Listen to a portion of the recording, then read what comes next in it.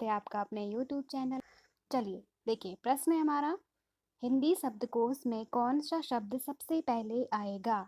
ऐसे प्रश्न पहले नहीं आते थे। मन जो अंग्रेजी शब्दकोश है वो तो हमें आ जाता है अल्फ़ाबेट A to Z, लेकिन हिंदी में जो शब्दकोश है वो थोड़ा जैसा हम लिखते हैं बेसिकली होता वैसा नहीं है। थोड़ा उसको अगर हम शब्दकोश में देखें तो थोड़ा सा हमें अंतर नज़र आता है, तो उसी को आज हम सीखने वाले हैं। तो चलिए शुरू करेंगे। देखो यहाँ पे लिखा हुआ है कि हिंदी शब्दकोश में कौन सा शब्द सबसे पहले आएगा।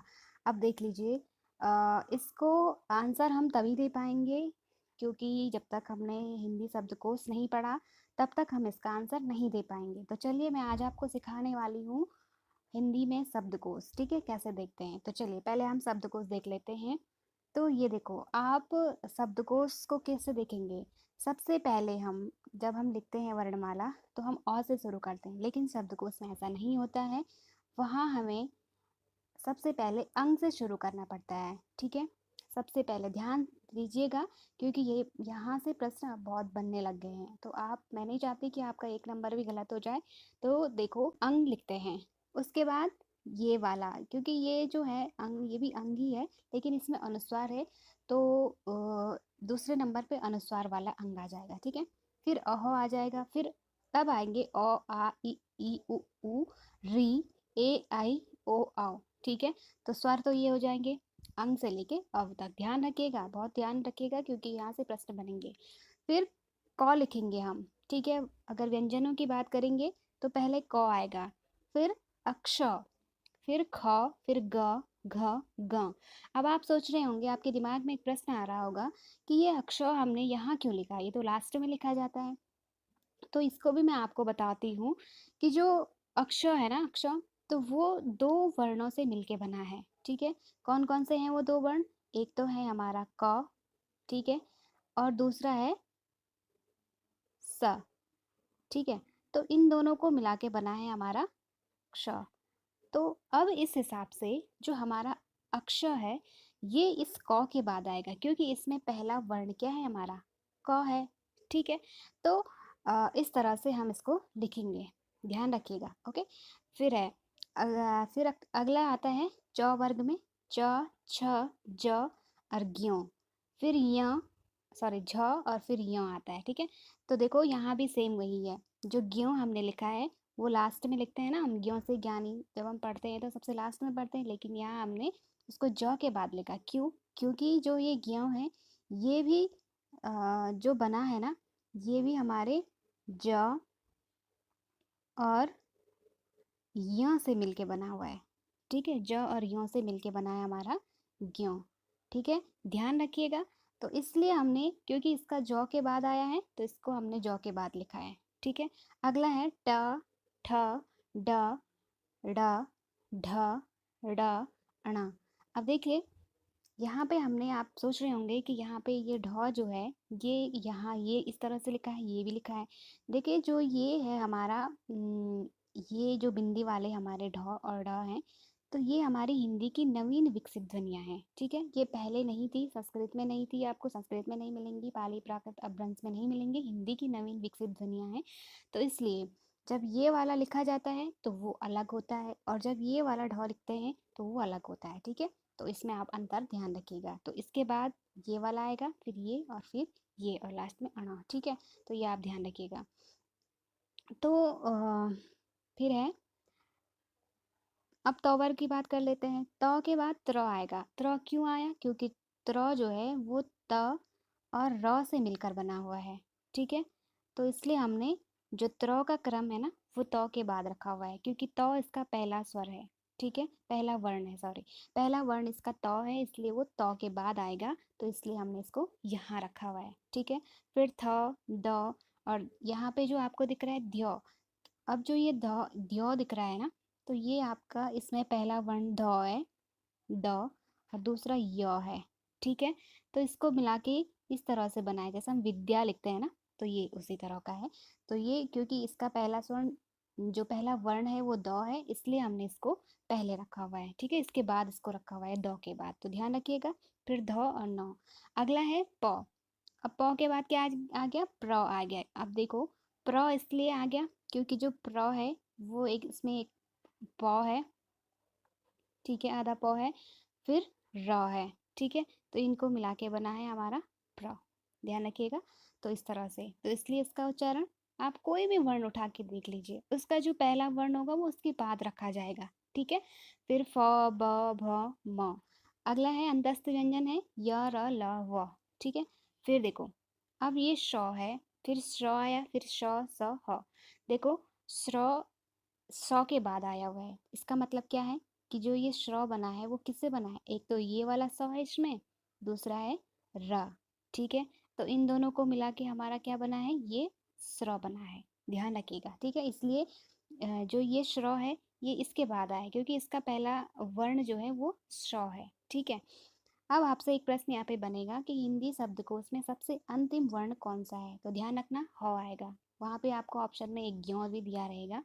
अब जब हम वर्णमाला पढ़ते हैं तो क से कबूतर, ग से गमला, इस तरह से, तो ज्यों से ज्ञानी लास्ट में पढ़ते हैं ना, तो यहाँ पे ऐसा नहीं होगा। शब्दकोश पूछा जा रहा है तो शब्दकोश में जो अंतिम वर्ण होगा वो ह होगा। ध्यान रखिएगा, ऐसे प्रश्न अब पहले नहीं बनते थे, अब बनने लगे हैं। तो अब देखिए, हमने इस तरह से पढ़ा कि सबसे पहले अंग आएगा, फिर ये वाला आएगा। ये भी आपको ध्यान रखना है, ये संस्कृत में कहीं नहीं मिलेगा। इससे जितने भी आपके वर्ण मिलेंगे, एक चीज़ मैं आपको और बता देती हूँ, तत्सम तद्भव शब्द हमारे पास पूछे जाते हैं, ठीक है। तो आपको प्रश्न बनेगा जब भी कि इनमें से तत्सम पहचानो तद्भव, तो जहाँ भी इस वर्ण अर्धचंद्राकार वर्ण से कोई भी शब्द बना हुआ हो तो आप समझ जाना कि वो तद्भव ही होगा। 100% है, क्योंकि ये जो ध्वनि है ना, ये संस्कृत की नहीं है, तद्भव ध्वनि है।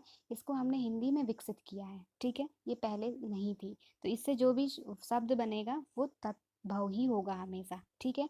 और इससे अधिकांश जो शब्द बनते हैं वो अंग से, वो तत्सम के होते हैं, ठीक है, ये भी ध्यान रखना। तो अब हम बात करते हैं, यहाँ हमें दिया हुआ है कि इनमें से सबसे पहले कौन सा शब्द आएगा। तो अब हमारा आंसर क्या हो जाएगा, क्या हो जाएगा, देखो, यहाँ तो चंद्र बिंदु लगा हुआ है, यहाँ अ है, पहला वर्ण। अब हम कैसे देखेंगे इसमें कि सबसे पहले कौन सा आएगा। सबसे पहले हमें इन शब्दों के पहले अक्षर को देखना पड़ेगा कि वो पहला अक्षर कौन से वर्ण, जो शब्दकोश है हमारा, उसमें कौन से नंबर पे आता है। तो यहाँ पे अंग और अ, तो दो जगह तो हमारा अ है, ठीक है, इनको तो हम पहले नंबर पे नहीं रखेंगे, ये तो खुद ही एलिमिनेट हो जाएंगे, ठीक है। सही आंसर तक पहुंचने की विधि बता रही हूँ, ध्यान रखिएगा। फिर है अंग और अंग, ठीक है। अब हमने शब्दकोश में क्या दिखा था कि पहले कौन सा आया हुआ है, इसको देख लेते हैं। यहाँ देखिए अंग आया हुआ है, ये वाला, तो जाहिर सी बात है यहाँ पे हमारा पहला जो शब्द आएगा वो हमारा कौन सा आएगा, सी वाला, यानी कि अंकन। अंकन सबसे पहले नंबर पे आएगा, ठीक है। अब ये हमें पता चला। दूसरे नंबर पे हमारा क्या था, ये वाला था, तो अंकन ये वाला अब दूसरे नंबर पे आ जाएगा। अंतर कुछ नहीं है, बस ये जो पहले नंबर का है ये तत्सम शब्द हो जाएगा और इसका तद्भव हो जाएगा ये वाला, ये ध्यान रखिएगा, ठीक है। अंतर कुछ नहीं है, अर्थ दोनों का सेम है। अब देखो, अब कभी कभी ऐसा आ जाएगा कि इनको क्रम से लगाओ, ठीक है। तो हम क्रम से कैसे लगाएंगे, पहले हमने पता चल गया हमें कि सी वाला जो है वो पहले नंबर पे आएगा और ए वाला जो है वो दूसरे नंबर पे। अब हमें इन दोनों का देखना है, ठीक है। तो इन दोनों में से हमें वही देखना है कि इनका पहला वर्ण, अब इन दोनों का तो पहला वर्ण अ है, तो अब हमें कैसे पता चलेगा कि इनका, इनमें से पहले कौन आएगा, ठीक है। अब हम यहाँ पे निर्धारित करते हैं इनके दूसरे वर्ण के अनुसार। तो देख लीजिए, दूसरा वर्ण इनमें, अब दूसरा भी यहाँ क भी दिख रहा है, यहाँ भी क दिख रहा है, तो बच्चे क्या कर लेते हैं, कंफ्यूज हो जाते हैं कि भाई यहाँ, लेकिन हमें ध्यान रखना है कि इनके ऊपर एक एक जगह तो बिंदी लगी हुई है और एक जगह र की मात्रा है। आपको मैं इसको एक अच्छे से आसान तरीके से समझाती हूँ। हमें ऐसे में क्या करना पड़ता है, वर्ण विन्यास करेंगे हम, ठीक है। जब हमें अर्थ नहीं समझ में आता है ना किसी भी शब्द का, तो हम उसको तोड़ फोड़ देते हैं, तोड़ फोड़ मचा दो, बिल्कुल उसको तोड़ तोड़ के रख दो, जो 100% है कि आप अपने आंसर तक पहुंच जाओगे। तो चलो मैं इसकी एक और विधि आपको बता देती हूँ। ये देख लीजिए, यहाँ पे मैंने वर्ण विन्यास किया हुआ है इनका सबका, ठीक है। तो हमें पता चला था कि सी वाला तो हमारा पहला नंबर पे आएगा, ये तो हमें, ये वर्ण विन्यास है, आप इसको चाहो तो ध्यान से देख करके नोट कर सकते हो, ठीक है। क्योंकि हर जो व्यंजन होता है उसके पीछे एक स्वर होता है, ठीक है, उसको सहायता पहुंचाने के लिए या उसके उच्चारण में हम व्यंजन के उच्चारण में मतलब स्वर का प्रयोग करते हैं, ठीक है। तो यहाँ पे जो सी वाला है वो तो हमें पता चल गया था कि पहले नंबर पे, दूसरे पे हमने इसको देखा था, ठीक है। अब देखिए, हमें यहाँ पे पता करना है कि तीसरे नंबर पे कौन आएगा, ठीक है। तो हमने इसको तोड़ दिया, सबसे पहले हमने देखा इसमें भी अ है, इसमें भी अ है, ठीक है। अब यहाँ भी क है, लेकिन जो इसमें है यहाँ र आया, क्यों? क्योंकि जब हम अर्क बोल रहे हैं ना, अर्क, जब ध्यान आराम से बोलो, जब आपको उच्चारण में थोड़ा दिक्कत हो ना तो आप आराम से उसका उच्चारण करो, अर्क। तो र पहले आ रहा है, इसलिए र आधा है तो इसलिए हमने हलंत वाला र उसके पहले लिख दिया, ठीक है। तो र पहले आ जाएगा। फिर अब हमें यहाँ पे पता चल गया इसका क है और इसका र है। तो अब शब्दकोश देखना है यहाँ पे। तो पहले क उच्चारण होता है या र होता है? भाई पहले क ही आता है, ठीक है। फिर दूसरा भी वर्ण देख लेते हैं। इसमें अंक की बिंदी है और इसमें फिर बाद में क आया है, ठीक है। अब चलो जरा इसका देख लेते हैं। देखिए क कहाँ है हमारा? ऊपर है। और र कहाँ है? बहुत बाद में है हमारा, ठीक है। तो इसका मतलब क्या हुआ? पहले क वाला ही तो आएगा ना, ठीक है। तो इससे हमें पता चला कि जो